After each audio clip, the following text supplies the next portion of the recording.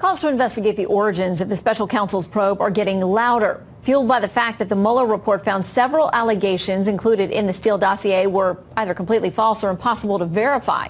The New York Times writes this: now the dossier, financed by Hillary Clinton's campaign and the Democratic National Committee, and compiled by the former British intelligence agent Christopher Steele, is likely to face new, possibly harsh scrutiny from multiple inquiries. All right, let's turn to former Deputy Assistant Attorneys General Harry Litman and John Yoo. Welcome to both of you. Thanks, Shannon.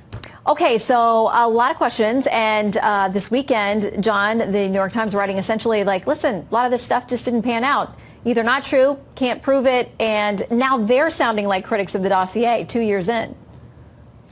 I think that's accurate. If you read the first volume of the Mueller report and you look for any kind of confirmation of the Steele dossier, it's not in there. In fact, it seems to be that Mueller concluded pretty early on that most of it was false or misleading or just simply not worth looking at, not following up on. So the question really is, in my mind, how were our intelligence agencies duped? Were they naive and gullible? Is it something they so badly wanted to believe that Trump was really working for the Russians that they just passed it along to the FISA court to get warrants without really second guessing or checking it? Or is there something more nefarious going on? Mm-hmm. Were there people in the administration at that time and the intelligence agencies who really wanted to stop Trump, who were worried about him, and so they bought the whole thing hook, line, and sinker because they wanted to use it for a bad purpose, which was spying on an ongoing presidential campaign by a major party? Well, and a lot of folks are asking questions this weekend, too, on the Sunday shows and talking about whether this was Russia's most brilliant move, spreading disinformation. Our own Chris Wallace asked the chairman now of the House Intelligence Committee, Adam Schiff, repeatedly about whether he would be willing to dig back and investigate the dossier itself as to whether it was Russian misinformation. Here's his response. The Mueller report makes it absolutely crystal clear that the initiation of this investigation was not only warranted, but absolutely necessary because it revealed a widespread systemic effort by the Russians to help the Trump campaign. But Harry, should Democrats be willing to see if part of that included spreading disinformation through the dossier? Yeah, maybe. I mean, look, I kind of agree with John. There were some snippets there that he verified, others that he said were wrong, but we just need to distinguish two things. The quality of the information we get, how we know it's the best, that's one thing. But then second, the most salient point right now is anything about the actual probe, anything that Mueller did, somehow infected by misinformation such that it led to wrong conclusions. I don't think there's any evidence to that. So as to John's S-word, the spying point, or that they were duped on purpose, you know, I just don't think there's any reason to think it now, but it's fine to look at and figure out how it is that that we, you know, received some intelligence, not all of which was borne out. All right, I want to get you both to comment as well on, we have new subpoenas that have gone out. The newest one today to former White House counsel Don McGahn. You know, the back and forth between the partisanship, the Republicans and Democrats over this. Congressman Collins says this in his letter to the chairman, Jerry Nadler, of the committee. He says, I encourage you to take the Attorney General up on his offer to read the full report. Dismissing this offer and refusing to review the report you demanded as soon as possible amounts to a dereliction of duty. The president is fighting another subpoena in court as he is going to keep his financial records from being turned over. Give you both a bite at this back and forth. John, to you first. Well, first, I think this puts the White House in a tough legal spot, but not a tough political spot. Legally, they could claim executive privilege. The idea that the president's communications with his top aides should be protected by the Constitution so that the president can effectively pursue his responsibilities has been recognized by courts since the Watergate tapes case and by practice for many, many decades before that. But politically, I think the smart thing would be for Trump to waive executive privilege, let Don McGahn appear in Congress and tell his story. We already have his story. Mueller already put it in the report. There's almost no redactions around McGahn's story. Why not? Trump, I think, politically would be smart to let all the information out because Mueller already has. Why try to keep anything privileged and protected at this point? And on that one, that may be what the White House does. But Harry, you know, on the other subpoena that comes from Congressman Cummings, the chairman, he's asking for totally different things. I mean, financial records for long before the president was ever the president. Yeah, that's right.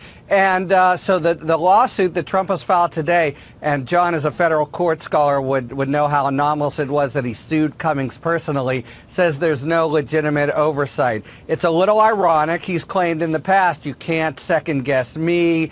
I'm in with my broad area of authority, and I think that's right for Congress too. It's going to be hard for him to assert, and I don't think he's going to win, that Congress has no possible legitimate oversight purpose in looking for those records, and that's probably the way it winds up. I think he winds up on the short end there. Well, in the lawsuit, they say it's all about exposing the president so that they can use it as a political tool against him in 2020. We'll see if the judge buys that. Harry and John, thank you both very much. Great to have you. Joining us now with reaction, DailyMail.com editor-at-large Piers Morgan, who, by the way, has become a friend of mine, and he was once a competitor, but, you know, I never disliked him then except about the Second Amendment. We'll debate that one day. You know, I've come to really admire your fight, your wit, your humor. You're very impressive, and I read your stuff all the time. You know, liberals screaming to impeach Trump. You were on fire.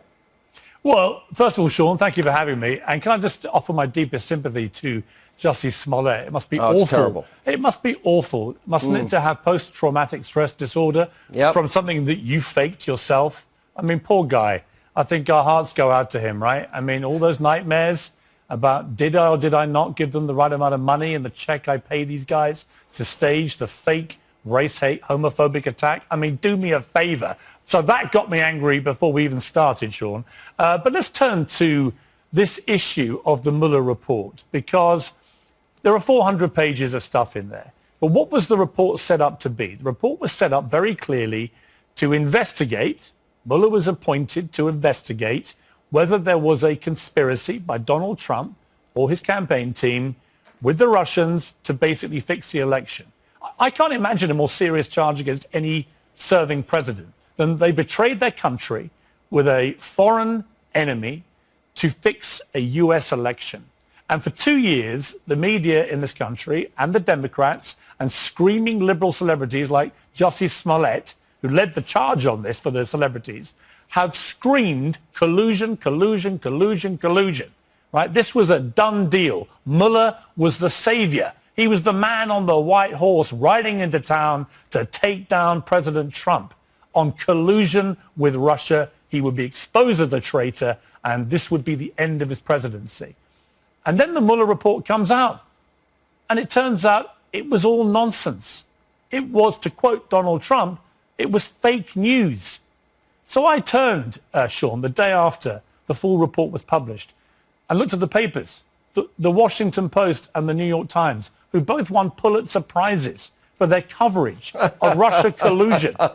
And neither of them remembered to mention in their banner headlines the day after the full publication of the full report, neither of them remembered to mention that the conclusion by Mueller was there was no collusion. Instead, they went for more Trump bashing. I turned to cable news, some of your rivals, some I used to work at, and they too moved very swiftly from collusion that they've been screaming about for 2 years to now obstruction of justice. So let's analyze that for a couple of seconds. We're supposed to believe now that Donald Trump committed repeated obstruction of justice over a crime that he now, as we all know, did not commit.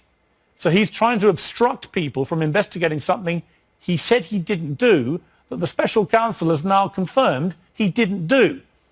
It is ridiculous. It is a farce. It's making a mockery, I think, of America in the same way that back in my country over Brexit, our departure from the European Union, the people who lost, who voted Remain, I was one of them, refused to accept the result, do not want the country to Brexit. The Liberals here, you saw refusing to accept the result of the Trump win in 2016, but Hillary won the popular vote. Who cares? It's not about the popular vote. And now they refuse to accept the result of the Mueller report, the one that they said would be absolutely the final say, the sacrosanct say. It is a disgrace. That was so well done. I can't top that. I really can't. You're edgy. The Daily Mail's edgy. This isn't edgy. This is outright lying and conspiracy theories based on mostly on anonymous sources. What is the fallout? I don't think they ever get rid of the fake news branding of Donald Trump.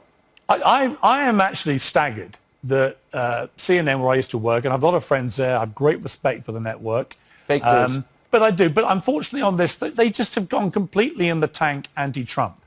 And I don't know why they've done that, other than it gives them, a lot of money, I guess. But I think it damages their credibility. I wish they weren't doing it. I wish that somewhere in America would go back to just representing Trump in a fair way, that you could actually say, look, the Mueller report came back and said no collusion.